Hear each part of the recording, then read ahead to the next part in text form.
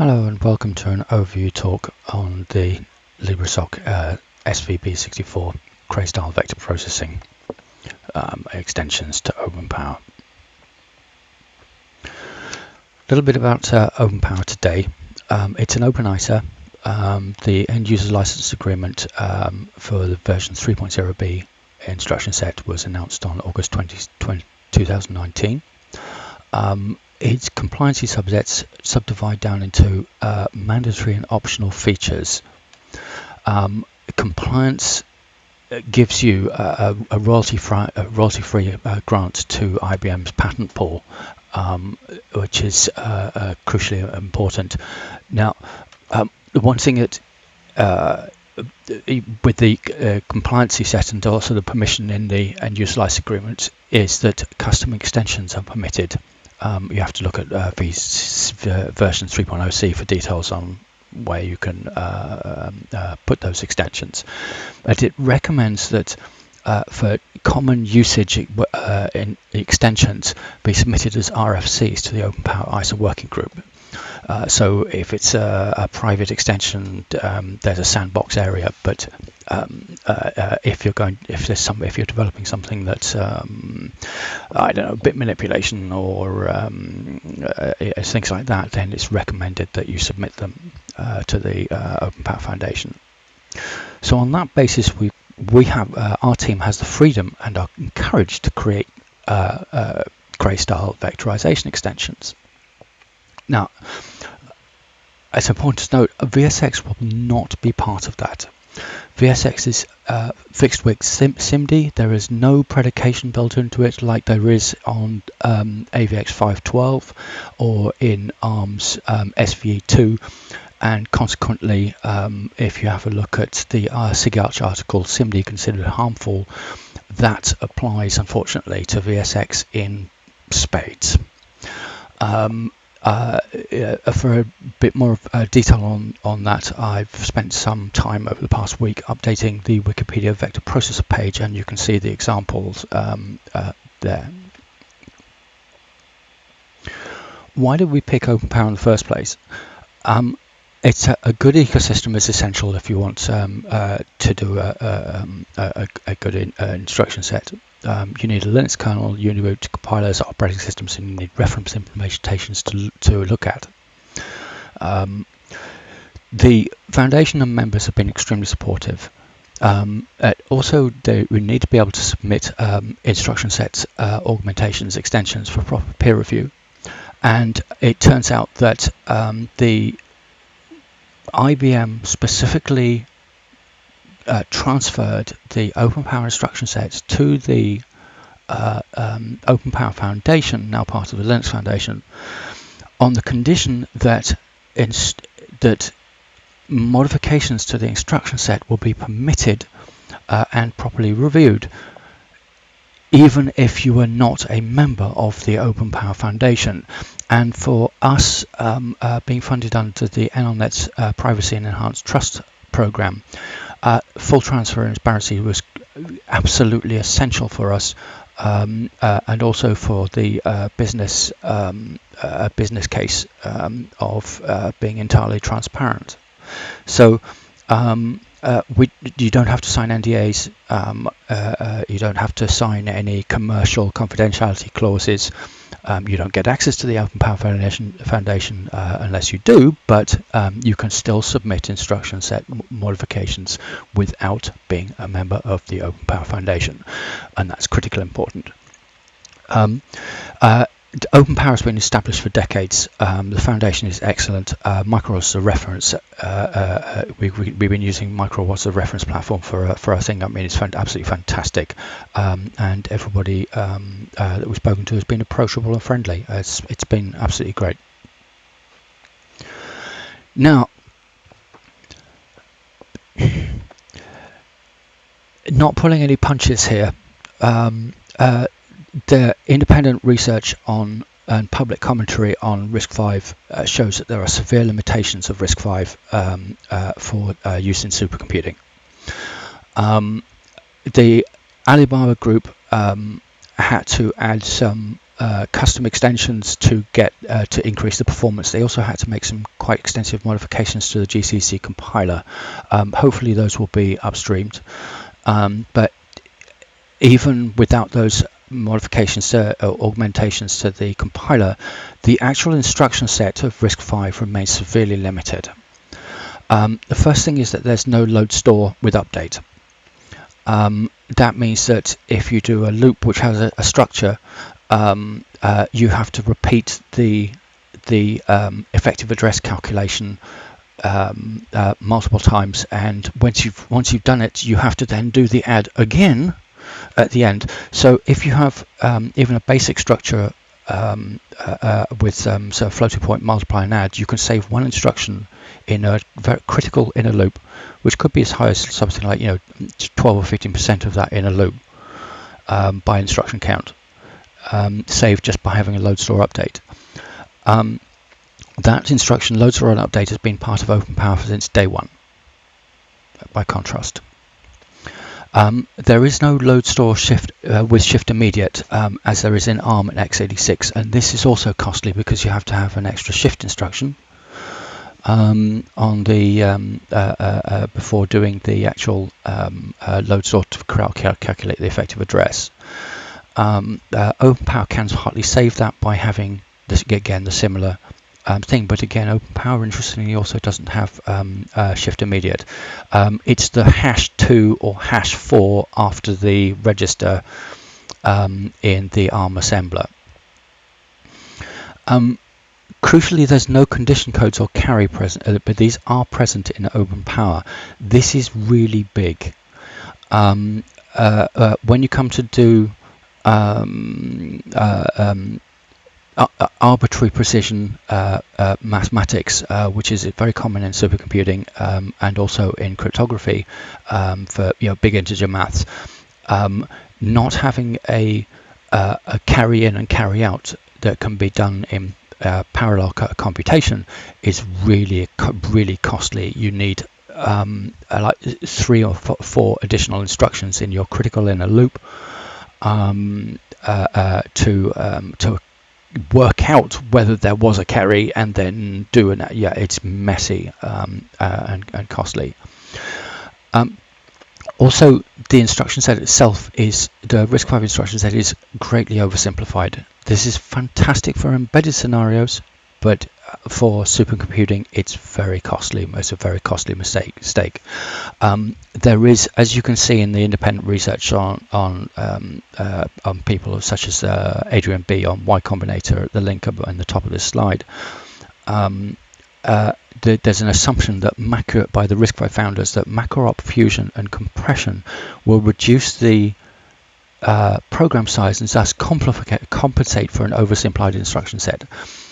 Reality is that it actually massively complicates the multi-issue decode and issue phases, which in a multi-issue engine you end up with order n squared hardware complexity in the decode and issue phases, and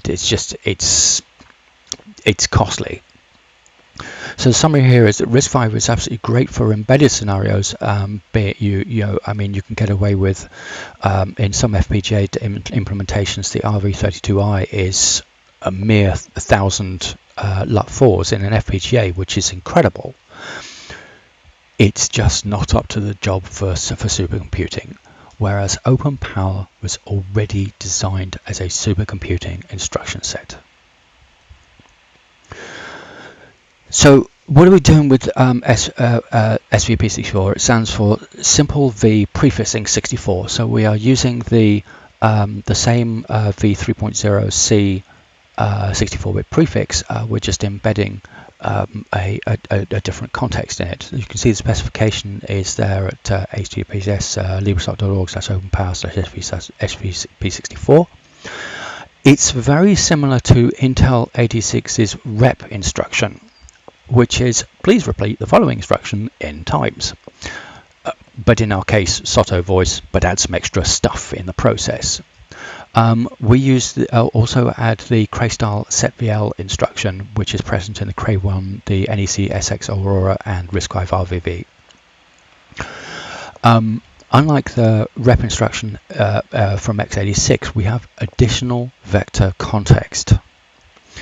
So without, and this is, bear in mind, this is without actually modifying the instruction after it, it augments it to add predication, twin predication, element with overrides. So the instruction may say that it's 64-bit, but we say on a per source and per destination basis that the width is now 8-bit or 16-bit or 32-bit or FP16 or BF16 or FP32. We've also added MapReduce iteration, prefix sum, which is like Pascal's triangle, saturation. There's a whole stack of things, some of which have literally never been seen in any vector instruction set before. Now the fascinating thing is that just as with rep, none of this requires extra vector instructions. We are not adding extra vector instructions except for setvl and the rep-like prefix itself.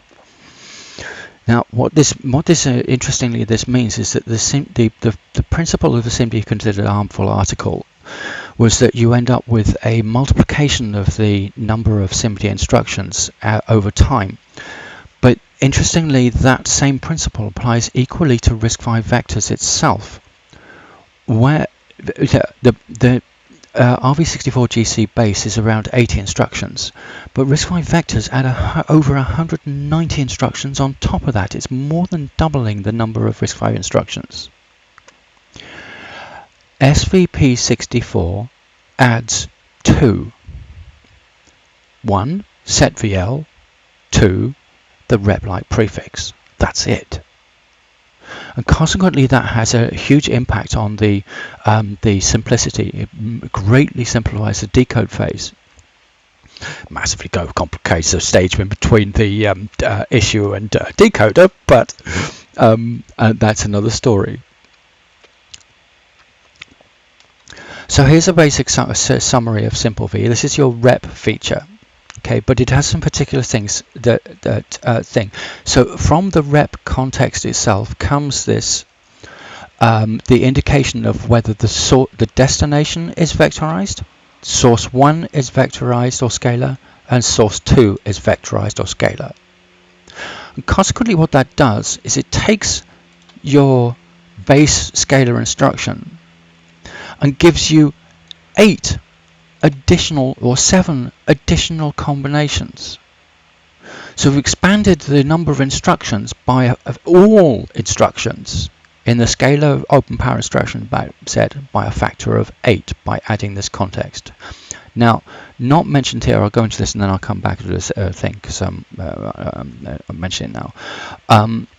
Additional multiplication is factors on the instruction set is that the element source may be overridden to give four different combinations, and the element destination, the element width on the destination may be overridden to give another 4 combinations. So now you're up to 16 there, times another 8 here, so times 16, 8 is 128 combinations.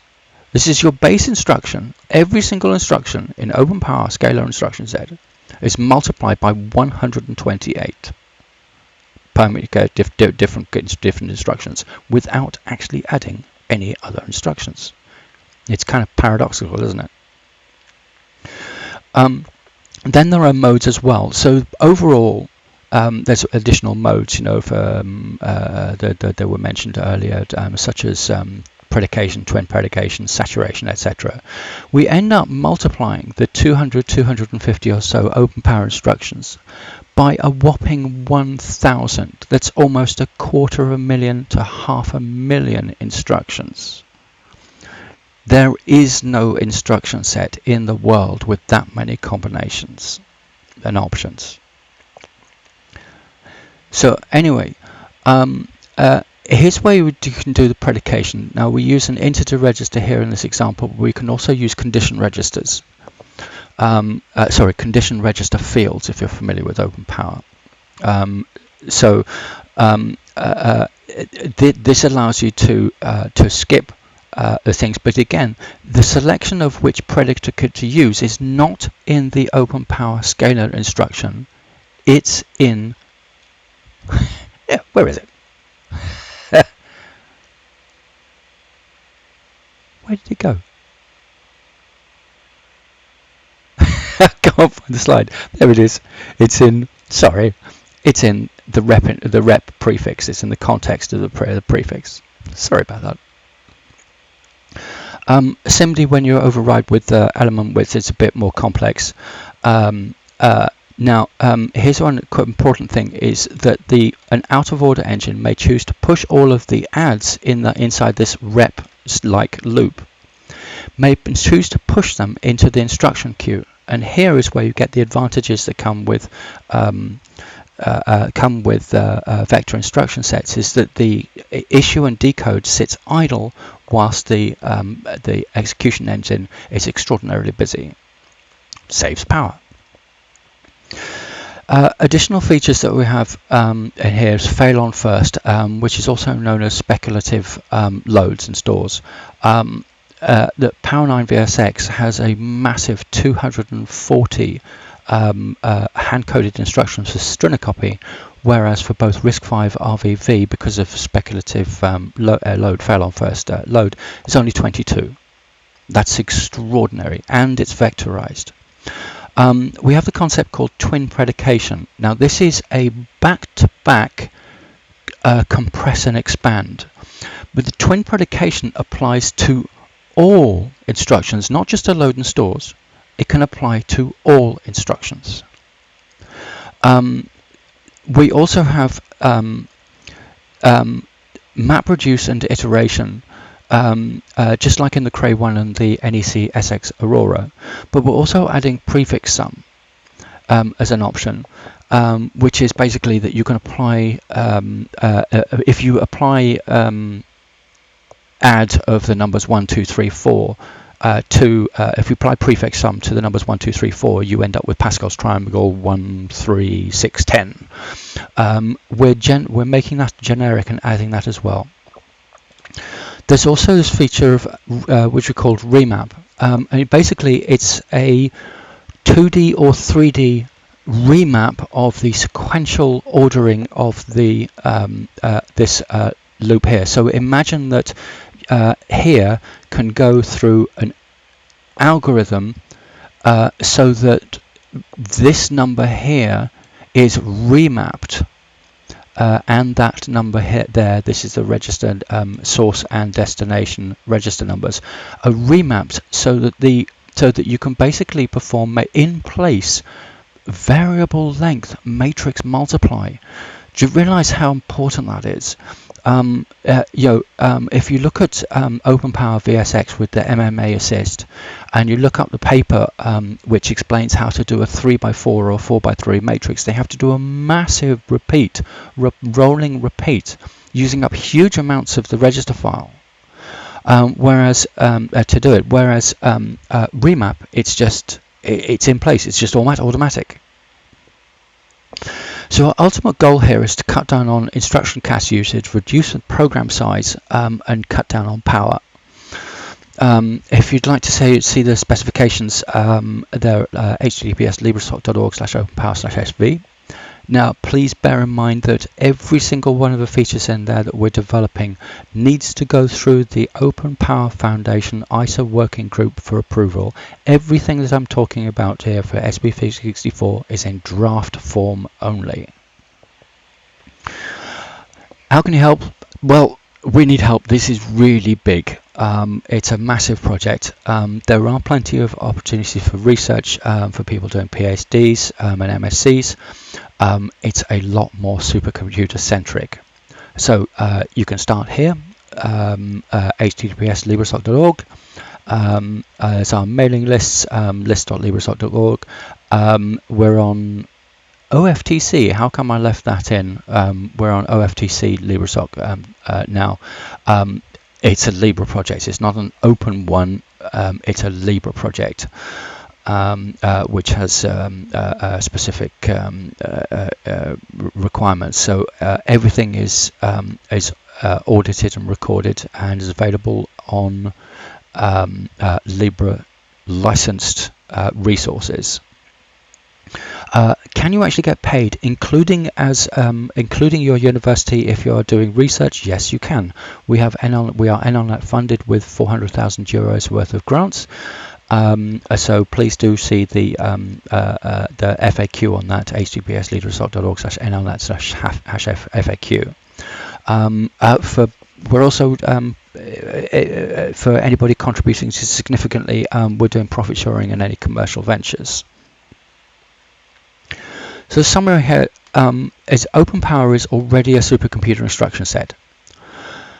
SVP64 greatly simplifies it, going back to the original Cray-style roots, and happens to add about half a dozen completely new innovations that have never been seen before in any instruction set in the past 50 years. So by simplifying, I really mean it. We're cutting out SIMD. The VSX, it's too much. We've already learnt that there is a bottleneck. The instructions are so expanded out with VSX that it's actually bottlenecking between the access between the level 1 instruction and the data cache. So it's going back to the original Cray-style roots, things of using vectors, which is known to greatly simplify. I mean, RISC-V already does it. You know, the vectors are already shown and proven the case. We know for a fact that collaboration with OpenPower Foundation and its members is absolutely essential for this. There are no shortcuts. Standards have to be developed and ratified so that everyone benefits, and they need review. We're riding the wave of the huge stability of the OpenPower ecosystem. I really meant it, and people at the OpenPower Foundation have been absolutely fantastic and been and happy to talk with us about this. The simplicity does not just extend to the hardware; it also greatly simplifies the software development. This reduces the costs and development costs and the risks involved in complex software. It just also happens to be fascinating, deep, broadly, technically challenging, and funded by NLNet. So I absolutely love that. Lastly, the simulator and the HDL is an ongoing development at https git.libresoft.org. I really meant it when I said we're a Libre project. Everything is available as it's going along. So thank you very much. Any questions?